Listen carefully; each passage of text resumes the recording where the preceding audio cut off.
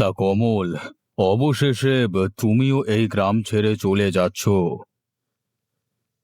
না না, তোমাকেও চলে যেতে দেখে খুবই খারাপ লাগছে, কিন্তু কি আর করবে?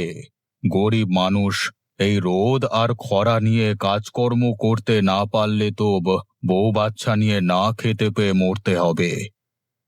আগে ঠিক বলেছেন মোড়ল মশাই। এই গ্রামে যা রোদ আর খরা দেখা দিয়েছে, এর ভেতরে কি আর কাজবাজ জোটে? তাই তো সবার মতো আমিও এই গ্রাম ছেড়ে চলে যাচ্ছি মোড়ল মশাই। কিন্তু কমল, এই বাড়িঘর ছেড়ে বউ বাচ্চা নিয়ে কোথায় গিয়ে উঠবে? তার কোনো একটা ব্যবস্থা করেছো? দেখি ভাগ্যে কি আছে, বিধাতা যা লিখেছে কপালে তাই তো হতে হবে, তাই না? সবই কপাল, বুঝলে কমল, সবই কপাল। এই জটকু, চল চল, আর দেরি করা একদমই ঠিক হবে না। সকাল সকাল রোদের তেজ খুব কম আছে। এখনই রওনা দিলে সন্ধ্যা হওয়ার আগে কোনো একটা গ্রামে ঠিকই পৌঁছে যাব। চল চল চল। আরে কমল, একটা কথা বলবার ছিল। তোমার কাছে তো আমি 1,000-2 টাকা পেতাম, ওগুলো তো আর দিতে পারবে নে। তাই বলছিলাম কি, ওই 2,000 টাকার বদলে যদি তোমার বাড়িটা আমি দখলে নিয়ে নিই, তুমি কিছু মনে করবে না তো? আগে মোড়ল মশাই, আপনি নিয়ে নিন আমার বাড়ি। যদি কখনো টাকা শোধ দিতে পারি, তখন না হয় আবার আমার বাড়ি ফেরত নিয়ে নেব। এই তোমরা চলো চলো চলো।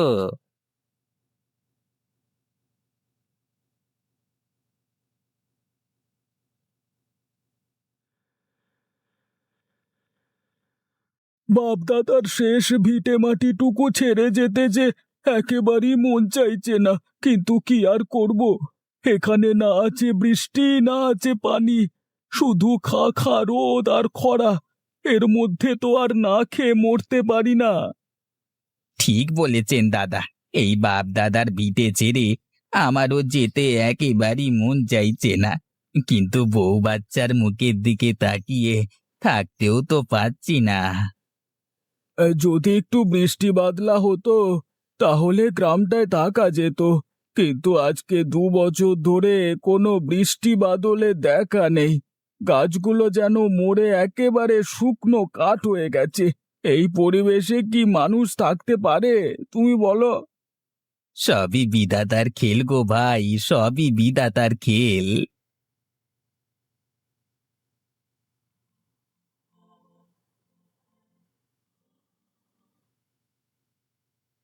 আহ, এবার আমাদের জমিতে যেমন বৃষ্টি হয়েছে, ঠিক তেমনই বৃষ্টির মতো হাজার হাজার চাল কুমড়ো ধরেছে।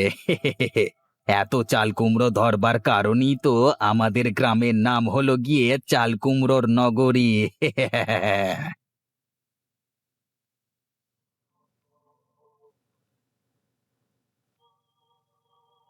যাক বাবা, এই কুমড়োগুলো ঝুড়িতে ভরা শেষ। এবার ভালোই ভালোই এগুলো বাজারে বিক্রি করতে পারলি হলো।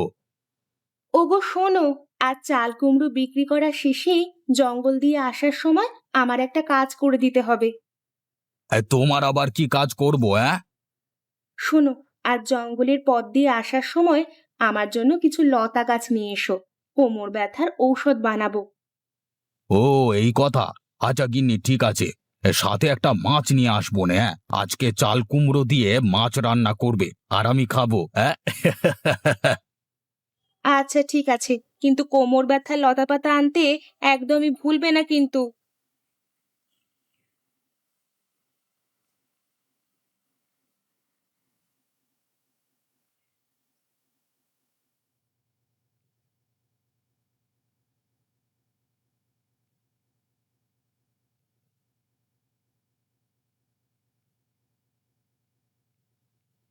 আগে এই যে দাদা শুনছেন, আপনার সাথে একটু কথা ছিল আমার। আরে কি হয়েছে কি? এত ডাকছেন কেন, হ্যাঁ? আপনি তো আমার পুরো ঘুমটাই একেবারে নষ্ট করে দিলেন। সকাল সকাল কোথা থেকে যে এরা আসে বুঝি না, হ্যাঁ। আগে দাদা, আমি একটা বিষয় জানতে আপনাকে ঘুম থেকে ডেকে তুলেছি। আমি আসলে আমার বউ বাচ্চা নিয়ে পাশের গ্রাম থেকে এসেছি চাল কুমড়োর নগরী যাওয়ার জন্য। এখন পথ হারিয়ে ফেলেছি। আপনি যদি বলতেন চাল কুমড়োর নগরীটা কোন দিকে, তাহলে আমার খুবই উপকার হতো। আরে মিয়া, আরে আমি কি আপনার জন্য এখানে পথ দেখাতে শুয়েছিলাম? চাল কুমড়ো নগরী যাবেন তো আমাকে কেন ডাকছেন? আমি ওসব পথ টথ জেনে কি আপনার জন্য বসে আছি? যান যান, দূরে যান তো, যত সব। হ্যাঁ।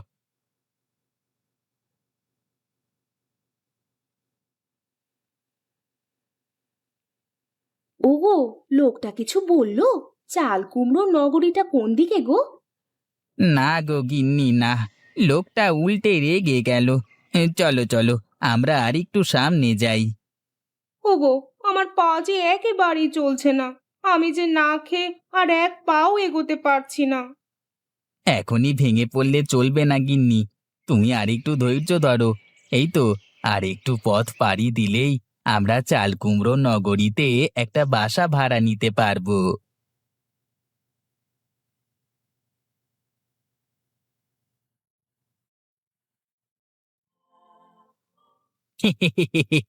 অবশেষে আমরা চাল কুমড়ো নগরীতে চলে এসেছি গিন্নি।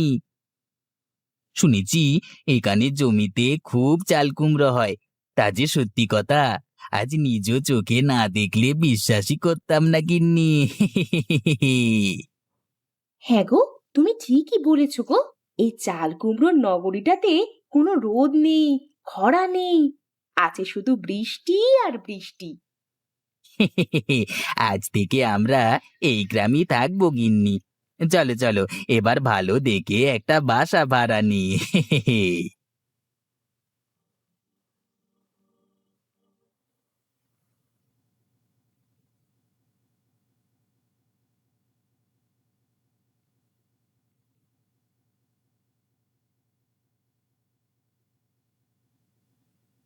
আরে গিন্নি, জলদি করে ঘরে চলো।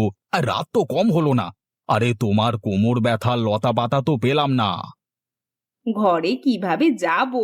আজ কোমর ব্যথার লতা পাতা না আনা অবধি আমি কোত্থাও যাব না, বুঝলে? এবে দেখো গিন্নি, দেখো, গ্রামে নতুন মানুষ এসেছে। আরে তাই তো দেখছি গো। দেখে তো মনে হয় অনেক দূর থেকে এসেছে। আগে মশাই, আমরা সেই অদূর গ্রাম থেকে এসেছি এখানে একটু থাকবার জায়গা খুঁজবার জন্য। কেন দাদা, আপনাদের গ্রামে কি থাকবার জায়গার অভাব পড়েছে নাকি? আরে না না, ওসব না মশাই। আরে ওসব না হলে জিজ্ঞাসা করছো কেন? আসলে আমরা গরিব মানুষ, কম টাকায় এই কুমড়ো নগরীতে একটা বাসা ভাড়া খুঁজছি। আপনি যদি বলতেন এখানে থাকবার কোনো জায়গা আছে কিনা। আরে আগে বলবেন তো। কিন্তু এখানে তো কোনো বাসা নেই। আসলে আমরা সে অনেক দূরের গ্রাম থেকে এসেছি একটু ঠাঁই খোঁজবার জন্য। অনেকক্ষণ ধরে একটা বাসা খুঁজছি, কিন্তু কোথাও পাচ্ছি না। আসলে আমরা হলাম গরিব মানুষ। আমরা তোমাদেরকে কোথায় ঠাঁই দেব বলো দেখি, সেটাই তো বুঝতে পারছি নে। আরে শোনো, আমাদের যে পুরনো ভাঙা ঘর পড়ে আছে না, তুমি ওদেরকে ওই ভাঙা ঘরটাতেই থাকতে দাও। আরে তাই তো। হ্যাঁ, তুমি ভালো কথাই বলেছো গিন্নি। এমনিতেই বা আমাদের তো আর কোনো কাজে ঘরটার প্রয়োজন নেই। এমনিতেই খালি পড়ে আছে। এই শোনো, আমাদের একটা পুরনো ঘর পড়ে আছে, হ্যাঁ। তা যদি তোমরা থাকো তাহলে দেখাতে পারি। আগে ঠিক আছে মশাই, হ্যাঁ চলুন, আমরা তাহলে গিয়ে দেখি পুরনো ঘরটা কেমন।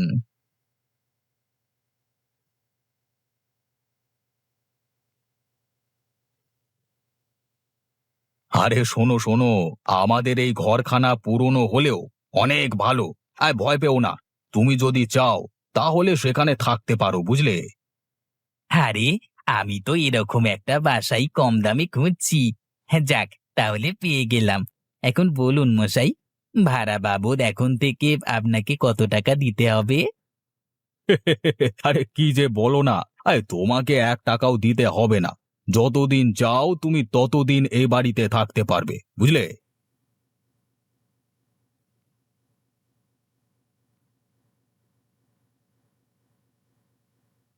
যাক বাবা, খুব ভালো একটা বাড়ি কম টাকায় পেয়ে গেলাম। এখন থেকে আমরা এই কুমড়ো নগরীতেই থাকবো। আরে কম টাকায় তো না গিন্নি, এই বাসাটা আমরা একেবারেই ফ্রিতে পেয়েছি। এই যতদিন থাকবো ততদিন আমাদের কোনো ভাড়া দিতে হবে না।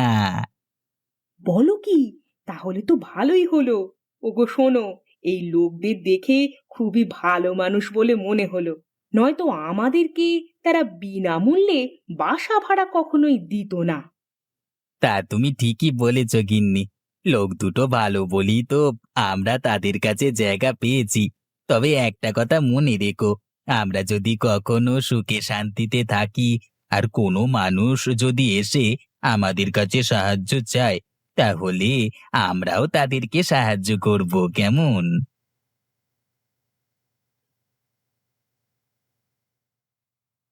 তা কমল, তোমার দিনকাল কেমন যাচ্ছে?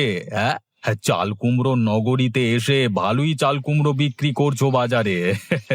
তা টাকা কুড়িও তো কম কামাচ্ছ না, হ্যাঁ?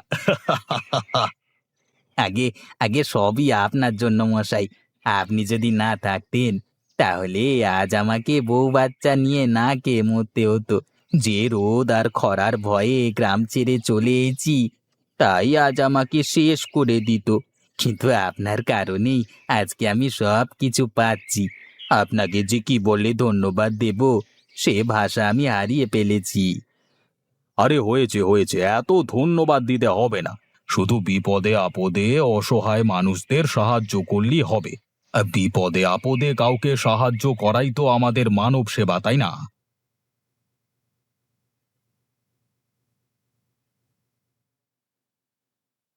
বাবা, আমাকে 2টো টাকা দাও। আজ কদিন হলো আমি কিছু খাই না। আমাকে সাহায্য করো বাবা, আমাকে সাহায্য করো। আমি এক অসহায় মানুষ। আগে দাঁড়ান, আমি আপনাকে সাহায্য করছি।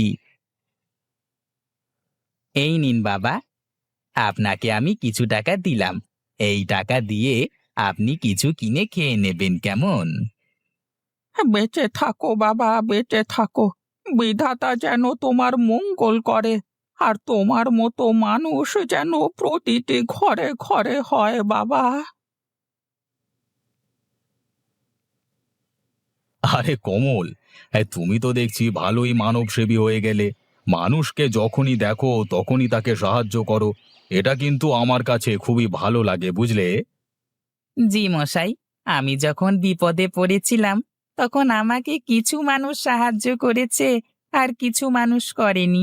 তাই আমি বুঝি একটা মানুষ অসহায় থাকলে তাকে সাহায্য করা কতটা জরুরি। তাই আমি সব সময় অসহায় মানুষ দেখলে ওদের সাহায্য করি। ঠিক বলেছ কমল, এটাই হলো আসল ভালো কাজ।